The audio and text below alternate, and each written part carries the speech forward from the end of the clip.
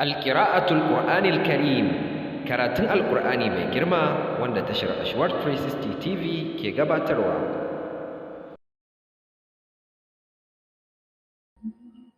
أعوذ بالله من الشيطان الرجيم. بسم الله الرحمن الرحيم، والصلاة والسلام على أشرف الأنبياء والمرسلين نبينا محمد وعلى آله وصحبه ومن تبعهم بإحسان إلى يوم الدين. أما بعد، السلام عليكم ورحمة الله وبركاته. barkanmu da wannan lokaci kuma sannunmu da sake haduwa a cikin shirinmu na darussan karatun Alƙur'ani mai girma, inda muke kawo waɗansu abubuwa masu amfani ga ɗaliban Alƙur'ani da kuma malamansa saboda samun sauƙaƙan hanyoyi na karatu da kuma koyar da shi.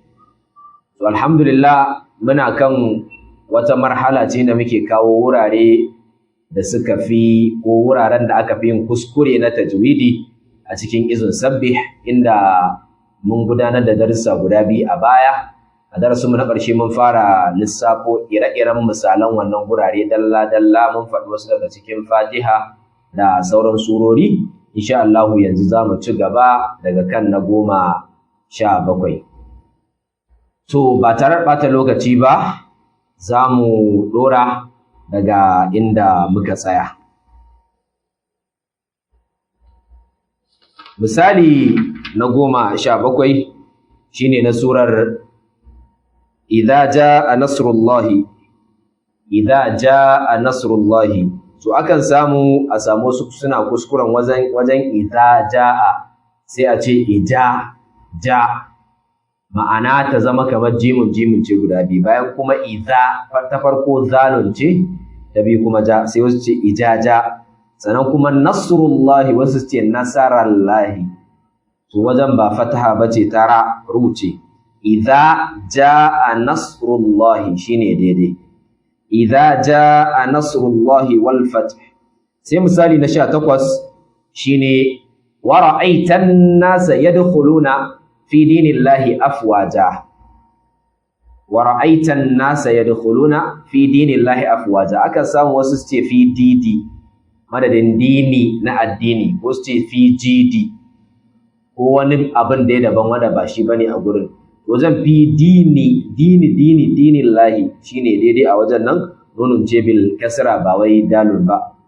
Wajen da yake shine wa ra'aitan nasa yadkhuluna fi dinillahi afwaja. Sannan kuma aya ta gaba ita ce wajen fasabbih bihamdi rabbika. Fasabbih bihamdi rabbika, to wajen fasabbih wasu suna kusuran fasabbi bihamdi ba tare da furta ha'un din ba, ta wajen mai sukun. To yana wajen yake shine fasabbih, akwai ha'un mai sukun a daidai wajen nan, fasabbih bihamdi rabbika. Sai misali na 20 shine la a'budu ma ta'budun, na cikin suratul kafirin kenan, qul ya ayyuhal kafirun. La a'budu ma ta'budun, na farko la a'budu wasu kan tsallake madda la a'budu suke yinta. Sannan kuma a'budu ba'un bi dhamma ce bu, wasu suka ce a'abidu bi, wannan kuskure ne, dhamma ce wajen nan, a'budu sai a lura da ɗalibai. La a'budu ma ta'budun shine daidai. Misali na 21 shine wala ana abidun ma abattum. Wala ana abidun ma abattum, wasu suka yi kuskure wala an madadin a ce ana, wasu su ce wala an, a ɗaure nunun a mata sukuni, yayin da kuma fataha ce ana. Wala ana abidun ma abattum. Sannan wajen abidun ma akwai gunna saboda akwai idgami a wajen nan, to za a yi gunna a jikin mimun din nan. Abidun ma da yawa ana tsallake ta, wala ana abidun ma abattum, akan faɗa wannan kuskure ne. Yana wajen shine wala ana abidun ma abattum. Misali na 22 shine lakum dinukum waliyadin. Lakum dinukum waliyadin, wasu suka yi kuskuren a ce lakundi, yayin da kuma lakum da mimun bi sukun, lakum naku. Sannan dinukum, wasu kan ce dilukum, dilu da kamar lamun ce a wajen, yayin da kuma nunun ce dinukum. lakum dinukum. Sannan waliyadin wasu suka ce waliyadin ko waliyadin, wajen nan waliya liya sannan din, babu wata shadda a jikin dalun, haka zalika babu wata lamu shamsiya da take nuna cewa wannan wajen waliyadin zai zama waliyadin, liya din shine kawai. Sai misali na 23, fadhalika alladhi yad'u al-yatim. To wannan waje akan samu wasu ce yad'u madadin yad'u, to wajen nan yad'u ba yad'u ba, yad'u dalun din tana da dhamma ne a kanta yadu, sannan ainun din akwai shadda sannan akwai dhamma, yad'u fadhalika alladhi yad'u al-yatim shine daidai ba yad'u al-yatim ba. Sai misali na 24 shine wayamna'una al-ma'un. To anan wasu sukan ƙara madda su ce wayamna'una al-ma'un, to wannan madda babu ita mai tsayi, gajeren madda ce mai harka birak. Wayamna'una al-ma'un shine kawai ma'un, ba sai an sha wahala ba kamar ta farko wace alladhina hum yura'un, wannan ita dama a wajen an sa alamar tsawaita madda, to za a tsawaita, amma wayamna'una al-ma'un babu buƙatar a tsawaita. Sai kuma misali na 25 shine li'ila fi quraish, wasu kan ce li'ila fi quraish, wannan kuskure ne, ba a jan fa'un saboda ba madda ta yawon a gabanta, ba zai zama fi ba, kawai yadda yake li'ila fi. Sannan quraish za a yi maddul arid da sukun a wajen nan, wasu suna cewa qurash akwai ya'un, sannan ya'un din sai an tsawaita madda saboda maddul arid da sukun. li'ila fi quraish fiqu, li'ila fiqu ba jan fi, sannan quraish a jashi shine daidai. Sai misali na 26 ila fihim rihlatash shita'i was-sayf. Ana samun wasu su rika cewa madadin ila fihim a wajen a ce li'ila fihim, to ta farko ita ce kadai mai lamu da take cewa li'ila, amma ta bi kawai alifun ta fara bil kasra kawai ila fihim. Sannan rihlatash shita'i wasu kan ce rihlatash shita, to akwai lamu shamsiya daura da shi din nan zai zama rihlatash shita'i. Sannan wasayif wasu kan kasa rufe bakin su da fa'un, ko sai ga ana wasai a kifa da fa'un din, to ila fihim rihlatash shita'i wasayif shine yadda ake furta shi a daidai. Sai kuma misali na gaba shine misali na 27 alladhi at'amahum min ju'in wa amanahum min khawf.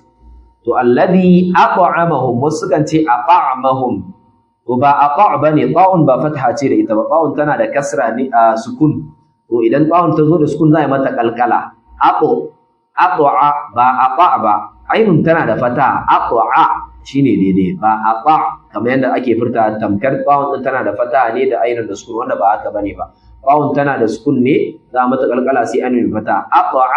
At'amahum min ju'in wa amanahum min khawf shine daidai. At'amahum min ju'in wa amanahum min khawf. Sannan kuma a wajen gaba wajen min khawf ana wasu kan yi gunna su ce min khawf, ba daidai bane.